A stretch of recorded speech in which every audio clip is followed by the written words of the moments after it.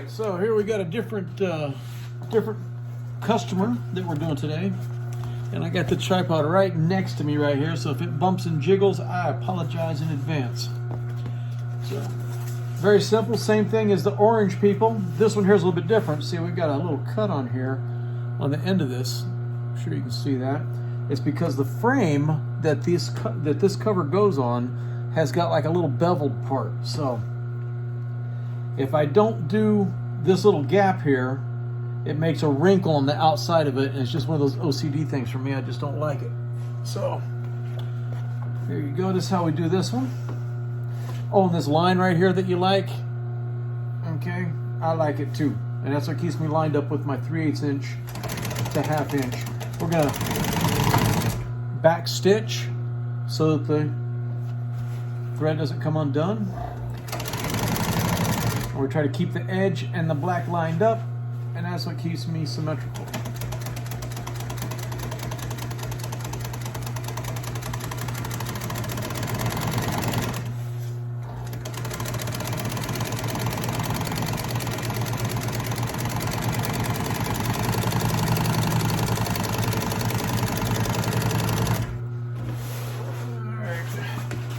Now, I'm sure you can see in the video that this material is kind of doing a sideways sewing, and if you look at the thread and the stitch mark, you'll see it's a little bit sideways. I know it's kind of hard to see maybe, but that's because I've got a very limited amount of space here, and the weight of the material is what causes it.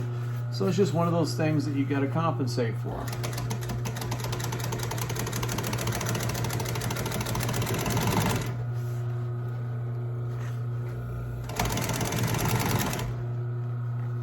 When it comes to symmetry, when you're doing your covers, note your beginning and end. I use 2 fingers for the beginning, and you got to watch how the end comes out, because based on how you sew, the distance around those turns determines how much of a distance this is going to be right here. Well, let me do it with this hand so you can see.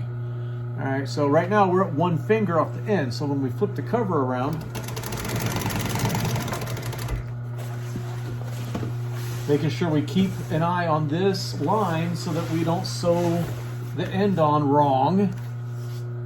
Keeping our orientation, it's wide here, narrow here, that's the back, that's the front.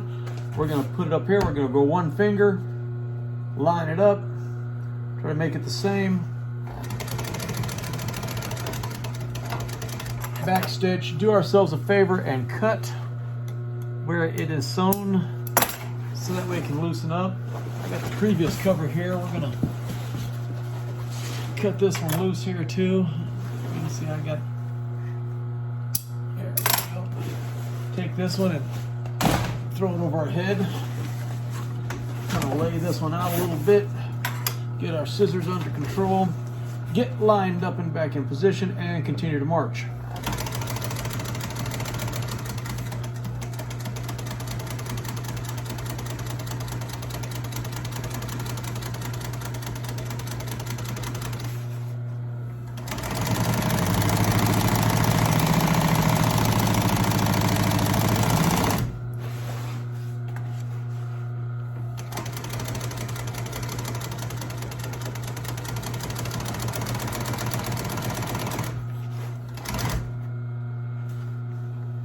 Okay, if you see the alignment. And then we get our ever popular thingy. Like that. And cut it. Now the way this works, like I said, because it's beveled on the front, is that when you invert it and you fold it, this is the end, it's going to be pulled down, and then this one here, then that angle right there, when you staple it together, it takes the slack out of that beveled part of the front of the frame. So at this point, I usually just keep rotating and rotating. Make sure that the sewn edge, that you look, you get an idea how much of a top seam you need to do. It's a little thin right here, so that means I need to be at about a little under 1/4 inch. Usually it's about 3/8 of an inch, but this time we're going to go a little under 1/4 inch.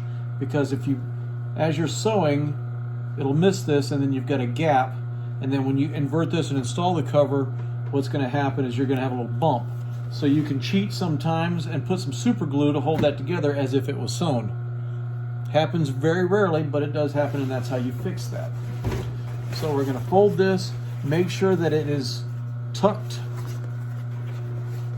away from the machine, and that's why it's called a top seam, because you're sewing on the top of where these two pieces of material are joined. Once again, you try to keep the needle in the down position so that you can tug on this thing and it doesn't slide around on you. If that needle is up and you go to moving it, oh man, look at that, it moved. So what you got to do is use your little leg depressor to raise the foot.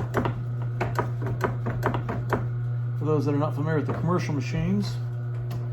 And because we're on the part that gets up underneath the frame and gets stapled and trimmed off, that's why I illustrated that for you, because you can't see that part. Now, easiest way is once the needle is down, give it a little tug, use your fingers to see if this is on the deck or on the machine itself, and then this has got a little bump. That's where it's folded. I'm going to hold this in position and flip this up and see how it's folded. That's how you get that top seam. Now, depending on the way the cover is installed, depends on the direction of that top seam. Some top seams you need to be the other way, where the stitch gap is facing up, like on a seat. I've got some seats for a different customer that you will see shortly on the next video on how to sew those. So I'm just going to slowly go around the corner here, making sure that our alignment and distance is set.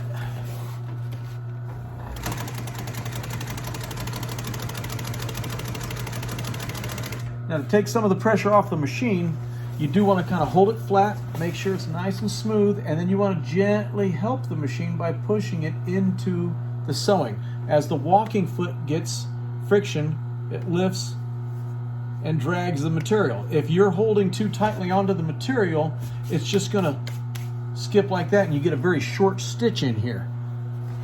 And it looks terrible. It makes for very short distance, and it might make the material rip. See, like right now we've got, I don't know, probably 5 or 6 per inch.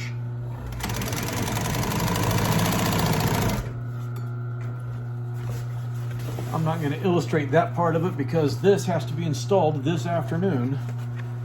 This particular customer has a slow period between 3 and 4 in the afternoon, and I take the cover on site and install it there. Unlike the previous video the other day where I did it right here in my my pseudo shop / front room of my house here. Thank you, COVID. Lost the shop, now I'm doing it out of my house. So thank you very much.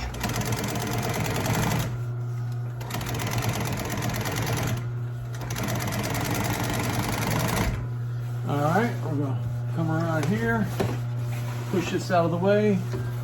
Once again, we're gonna fold this. Oh, look at this, some damage to the material.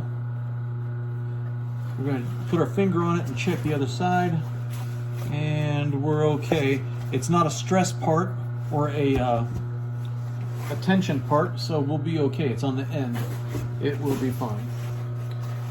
When you get some material, sometimes they'll have a little piece of plastic like a price tag tether or whatever you call it in retail, where they use a machine to push it through the material, the sweater, the scarf, or the hat, or whatever, and there's got a little tag on it. Well, they use that to identify a blemish in the production. Very common. And that way you can kind of gauge, once you see that little thing sticking out, you can gauge where you need to be. If you need to be using that damaged part for an end or a stretcher, or if it's going to actually be camouflaged enough on the back side of the cover where it doesn't become an issue.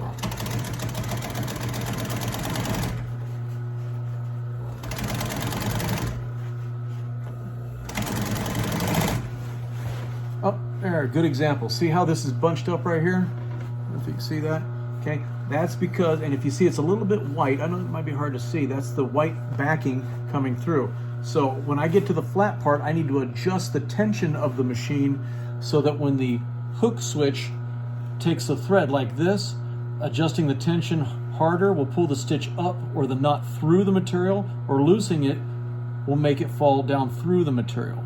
So it looks like we're a little bit too tight on the top, we need to loosen it so that the tension, as you're sewing with the hook, it'll pull it down lower inside the hole of the stitch. And I will show you that here in just a moment.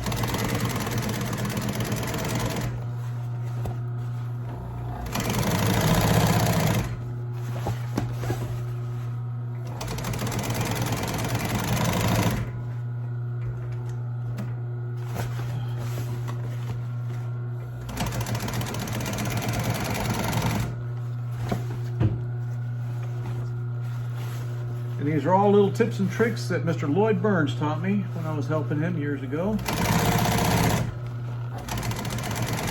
So shout out to old Lloyd there. You're gonna hear me mention that old boy a couple of times in these videos. So he taught me what to do. All right. So we're gonna cut our thing here. We're gonna take our thingy, run it there so that if you watch previous videos, so that the material or the string, the thread doesn't get all bunched up and cause problems. So if we look at this top seam here, it's a little less than 1/4 of an inch, and you can see, it's hard to see, but you can see a little bit of white. That's actually where, like I said before, the hook stitch or the knot pulls through the material. So it's like this, and it pulls to this side. So you want the knot to be right in the center of whatever you're sewing. If it's too tight on the top here, it's like this. If it's too loose, it's down here.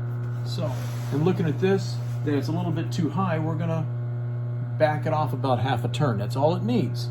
That's all it needs. Now we're gonna flip it over, and I'm gonna illustrate what I was talking about, the 1/4 inch, a little less than 1/4 inch. That's the distance here on the top seam. Oh, that's really close to the edge, but it's still bit, so I think we're okay. We'll go around the turn. Whoa, that one's real thin too. So when I sewed it, I could tell, and that's just an experience thing, that I was going to be real close to the edge of the material when I was doing that top seam. A little bit of a wrinkle there. See how the distance of that stitch is, and it's tight as we go around the corner. So that's something you just got to be cognizant of. Let's check this other side. So once again, on the turns, it's a short distance because we didn't push or help the machine enough. We look nice and straight. We got a lot of meat on it.